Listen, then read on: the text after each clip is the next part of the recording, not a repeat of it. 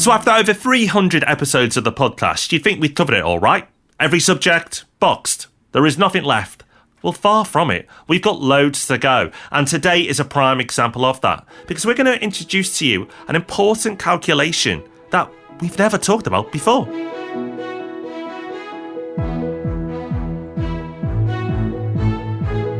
Thank you for joining us once again for episode 331 of the Property Podcast, where every Thursday morning property investors come to be informed and inspired. This week, we're talking about one of our favourite subjects. No, not ourselves for once, but money and how much money you're going to make out of property. So stick around for that and make sure you stick around all the way to the end for Hub Extra, where we've got a tool that's going to make your internet browsing life that little bit more pleasant. So in our news story this week, we're looking at the latest figures from Home Track, and every month they put out a home price index. And the report we're looking at is for May 2019. Obviously, there's a little bit of a lag with the data, which is understandable. But regardless of that, it's really, really interesting.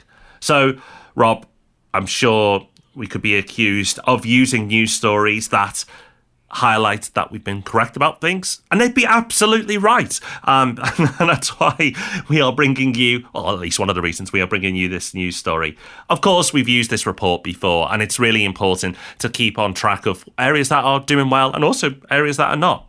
So when we're looking at cities for capital growth, top of the chart is Liverpool, followed by Belfast, Nottingham, Leicester, Manchester, Edinburgh, and Birmingham.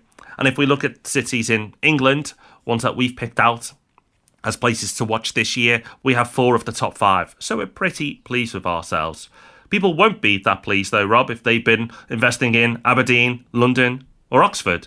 And that would be the case for any time over the last few years now, because they've not been having a good time. Yeah, luckily no one can hold us responsible for that. But yeah, prices are actually down year on year in those 3 cities. It just goes to show the importance of picking your areas, because the difference is huge. Aberdeen, the worst, minus 4.2. Liverpool, the best, plus 5. So a really big spread there. When they put out this research, there's always the city by city league, but there's some analysis around it as well that's often quite interesting. And a piece of analysis this month is looking at the areas that are most affordable as a first-time buyer. And no surprise, the places that are least affordable for a first-time buyer, London, Cambridge and Oxford. What I found interesting is that the best affordability for a first-time buyer in the UK is in Liverpool. And that to me is a strong indicator that that growth that Liverpool is currently enjoying is set to continue, because it's got the furthest to grow. Even though it's a current hotspot, even though it's got so much more going for it, it is still the most affordable place for a first-time buyer to buy anywhere. So that can give you some confidence that the reason Liverpool's doing well isn't just random, it's not just having a good year, it's because it is underpriced relative to other locations, therefore has got further to grow. Yeah, and the same applies for Sheffield and Nottingham, 2 other areas that we've tipped, and they are right up there as well at the top of affordability charts. So when areas with great fundamentals are affordable, the next thing that comes is capital growth. So we've talked about those areas for a while, and absolutely we know a lot of you are focusing in on Liverpool now, but don't rule out Sheffield and Nottingham. There's big things to come for those places too. Quick heads up, we've got a new YouTube video out. We try and get one out every week. We're not quite there yet, but we're not far away. And this week we've got a great video for you. It's about using a limited company as a buy-to-let investor. Should you be using one or not? Well, this video will help you out. Search for Property Hub UK, find our channel, watch that video, and while you're there, subscribe so you don't miss any more. And there's a little bell you can click to be notified every time a new video comes out. Just like the podcast, no fluff, no adverts, just loads of education. So take advantage of that one too. This week, we're getting back to basics and talking about something that most people consider pretty important when it comes to property investment, and that is making money from it. And more specifically, the different ways in which you can make money from it. There's a debate that we've had many times in the past about what you optimise for. Do you optimise for the rental income that you're going to get or the potential capital growth? And we've talked at length about the balance between the two. But what's been implicit in those conversations is what you really care about, the total return that you're going to make from the property over time. And this week, we're going to take what's been implicit and make it explicit. We're going to talk about the total return you can make from a property investment, how to calculate it, and most importantly, why it matters. So we're going to talk about 2 key components. And then at the end, we're going to present something to you that we've not talked about before on the podcast. But before we get there, Let's start with the first component, which is rental return. So rental return is really important for a few reasons. One, it's, as Rob said, it's about making money. How much will you earn while you own that property? If you don't make any money while owning your investment, well, it's not an investment, it's a liability. So a rental return is critical. Now, for some people, it is so important to them that it defines their strategy. The amount they make through their rental return will determine whether they are being successful or not as an investor. For others, it's just important that it's profitable. Now, you can look at rental return in a few different ways. You can look at the gross yield, the net yield, but our preferred way to assess any deal is the ROI, your return on investment. Now, your return on investment is a relatively simple calculation. What you do is you tally up how much money you need to put into the deal. So that will include stamp duty, solicitor's fees, mortgage broker fees, and of course, your deposit. Get that number, add it all together, and then look at your income after all costs. So your rental income minus any mortgage repayments, if it's an apartment, any service charges, and so on. You get the idea. Then what you do, you take that return and divide it by the amount you're putting into that investment, and that will give you your ROI. So, for example, if you make £10,000 each year as net income, and you had to put £100,000 into the deal to purchase that property, then your ROI, your return on investment, will be 10%. Now, a word of warning, everyone's version of ROI is different, and people will ask, what's the ideal ROI? Well, it will depend. It will depend on what costs you include. And there's no limit to what you include or exclude. It's going to depend on you and what's important to you. What's most important is you're consistent with your calculations. So if you include void periods, for example, which not everybody does, but if you do include void periods as one of your costs on your cash flow, then do that on every cash flow. Don't be selective of what you include and don't include on different calculations. Otherwise, it's going to throw your numbers out. Now, rental return, of course, is important because you want your property to be putting money in your pocket. Even if you're not spending it, it's something you can roll up into future deals. And of course, you want to have some nice breathing space in there to make sure that you can always cover the costs associated with the property. The nice thing about your rental return is it's relatively steady over time. Whatever it is when you buy the property is going to be similar in every following year because your costs are going to be similar and your income is going to be similar as well. Rents don't jump up and down all over the place like capital values do, and your expenses, as long as you've made sensible allowances and you're not buying a property that's going to potentially have loads of unexpected things needing to be done to it, is going to be fairly consistent as well. The rental return that you can expect is going to vary massively between different types of property in different locations. You can see rental returns of 10% or more, which obviously, compared to the other investments that you'd expect to make, looks very attractive. But you could also see rental returns as low as 2%. And on the face of it, you might think, well, why would I go to all the effort of owning a property if I'm just going to get a couple of percent rental return? I could pretty much get that in the bank. But the reason you might do that is because of the second component of return in property, and that is capital return. So in property investment, most people talk about rental return, but capital return for most investors is actually the most important number because it's where the wealth is created. The difference between a 5% and a 6% rental return may be a few quid, nothing life-changing. But the difference of a percentage difference in capital growth is a big number. And of course, this is magnified by leverage. So 5% capital growth, for example, if you're leveraging at 50%, would actually give you 10% capital return. And most of us leverage at a higher number. Now, of course, a capital return is not guaranteed and it can go against you. But if you're a long-time listener to the Property Podcast, you'll know that property over the long term does go up in value. So if you're in it for the long term, then your capital returns or your capital growth can be a real game changer when it comes to your wealth creation. And the other thing that you'll know if you're a long-time listener, or even if you've just observed the property market for a while, is that capital returns are not the same every year. They can vary enormously. There'll be times when the value of your property is going up sharply. There'll be times when it's going down sharply, and there'll be others where it stays more or less the same. In any given year, your capital return could be anything from minus figures to 20% or more. Unlike rental return, your capital return is going to be all over the place if you're just looking at a 1-year period. But that's why we talk about property as a long-term investment. Your capital return in any particular year doesn't really matter.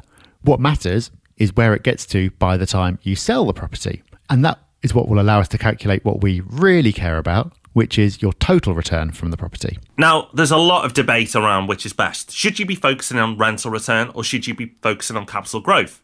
What's the best? Well, it's going to be different for every single person. It's going to be determined by what is your strategy.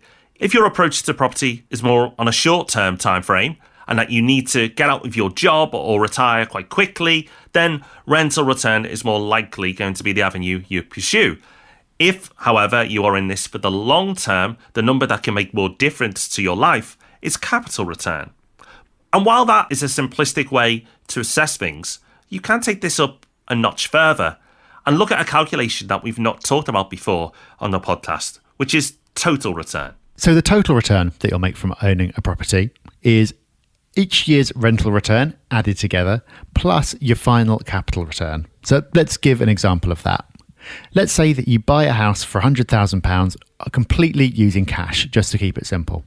Let's also say that every year you make a 5% rental return. Now, in reality, it's never going to be that exact, even though rental return is not going to vary massively. It will be slightly higher some years and slightly lower on others, depending on your expenses. But for the sake of a simple example, let's just say that every single year it's 5%. You own that property for 10 years, and then at the end of the 10 years, because of inflation and capital growth, it's worth £150,000. So it's gone up by £50,000 in the time that you've owned it. So how do you calculate your total return from that?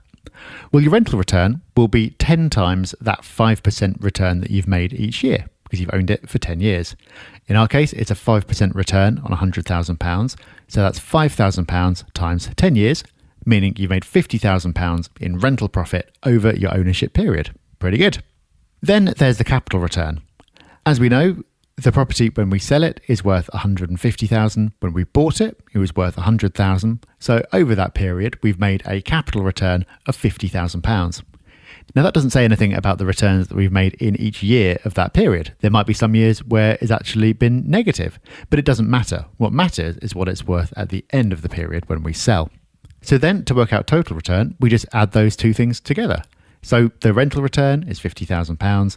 The capital return is £50,000. So we made a total return of £100,000, which is 100% of our initial investment. Because we put in £100,000 at the beginning, we've made a profit in total of £100,000. So that's 100% total return on our initial investment. So while you may be focused on one of the two strategies, or predominantly that is your focus, by looking at your total return, it's a great way of assessing how your investments are stacking up, particularly as you build a portfolio. You may identify an area that, because of its total return, is far more profitable for you.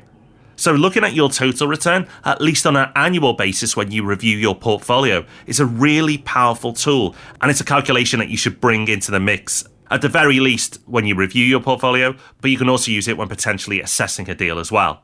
But of course, though, you'll be making some assumptions. So why does this matter?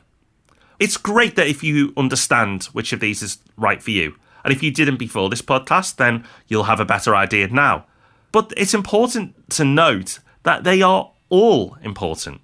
Even if rental income is your predominant focus, you should still keep an eye on the capital return. And you can use that total return calculation to work it out. But equally, if your focus is capital return, you still need an income. And you still should be looking at what your property is bringing in year on year. Remember, if it doesn't make money, if it doesn't pay the bills and give you a little bit on top, then it is not an asset. So rental return is there to pay the bills and give you an income, if that's what you care about. And capital growth is the biggest source of wealth over the long term. But Rob, it's important to look at both components. If you over-optimise for one, it can actually become inefficient for you as a property investor. Definitely. So if you optimize completely for the amount of rent that you're collecting in a given year, then chances are you're going to sacrifice capital return and therefore impede your total return. That's because the way it works tends to be that the highest yielding investments are in the areas that have got low growth prospects. As you've already hinted at, that might be okay. If having the certainty of that money coming in is what matters to you, and you don't particularly care that over a long period of time you'll make less, then that's okay. But we'll often see people really trying to optimize totally for rental return because that's the part you can see, it's the part you can rely on, it kind of makes sense. But by doing so, they actually make it less likely that they'll achieve their long-term goal, which might be retirement in 20 years or something like that. Something else that you see less often, but you do see, is people who are optimizing totally for capital growth.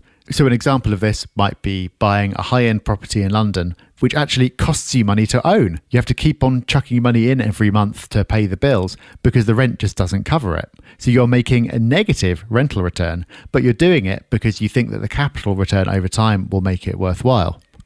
That's something you don't see so much of now. We saw a lot of it before the last crash, and it's a dangerous game to play. So the way to approach it is to find the right point on that spectrum. So the way to think about this is to put a floor on what an acceptable rental return is for you. If you need or you want a high rental return because having that cash coming in is really important to you, then you'll have a pretty high floor and that's okay. If it's not important to you, if you just want the property to be able to cover its costs and make a little bit extra to roll up into future purchases, then the floor will be low and that's fine too. You set your acceptable rental return. Then within those parameters, you can look for the best capital return you can get. So if you've got two properties that are delivering the same rental return, but one has the potential for much higher growth than the other, then clearly that's the investment you should be going for. Of course, it's all guesswork. You can never be sure, but we've given plenty of pointers in the past about things to look out for to see where the growth is likely to be highest. So there you have it, a new calculation, but it's a simple one and it's one that you should be aware of. And you should also be aware if you're chasing the extremes of either rental return or capital growth. It's great to know what you want, but extreme versions of both can end up actually costing you money. So it's time for a listener success story, and this is coming through our Instagram channel. You can find us on Instagram at Property Hub UK. You'll find us on all the social channels using that handle. And Jocelyn has left this lovely message. I've read 2 of your books, subscribed to the magazine, and have accessed your online courses. All are excellent. I'm a total newbie and in the process of buying my first 2 buy-to-lets. But I have plans going forward to develop a whole portfolio. I'm fascinated by property investment, and so far I'm pretty hooked. Well done. Not 1, but 2 buy-to-lets in the pipeline. That is incredible. Congratulations to you. And for those who are wondering, those online courses that you refer to are free. You can find them on the Property Hub website. Check out the free education section where you'll find all the podcasts, all our articles, and all our courses. Time now for Hub Extra, where we give you that extra tip, quote, tool, whatever it is, to make your life that little bit better. And we give you even more in the Hub Extra email that you'll receive every Friday morning. If you've been listening to the podcast for a while, you'll know that we love our Chrome extensions and we also love reading. And this week's Hub Extra resource combines both of those. It's a Chrome extension called Just Read. And what it does basically is strip all the rubbish out of a web page so you can read it properly. Now, this is something you will not need to do on the Property Hub website because there are no adverts and we've designed it specifically for readability. But if you go onto most websites, especially any newsy kind of websites, there's so much rubbish. There are adverts at the side, there are adverts in the middle, there's things popping up at you, there's noise everywhere. And with this extension, all you have to do is click a button and it all goes away, and it's just beautifully clear and easy to read. So if you do a lot of reading online, and I'm sure most of us do, this extension will just make that experience that little bit more pleasant. So it's time for us to walk away. But talking of walking away, make sure you join us next week because the podcast is about walking away from deals. Yes, we talk about how you should be motivating yourself to push forward, but actually there's lots of reasons to walk away from a deal. And next week we give you those reasons. But we're going to give you another reason to come back to the podcast because on Tuesday we have Ask Rob and Rob. So make sure you don't miss that. But until those wonderful events occur, take care, have fun. Bye-bye. Bye-bye.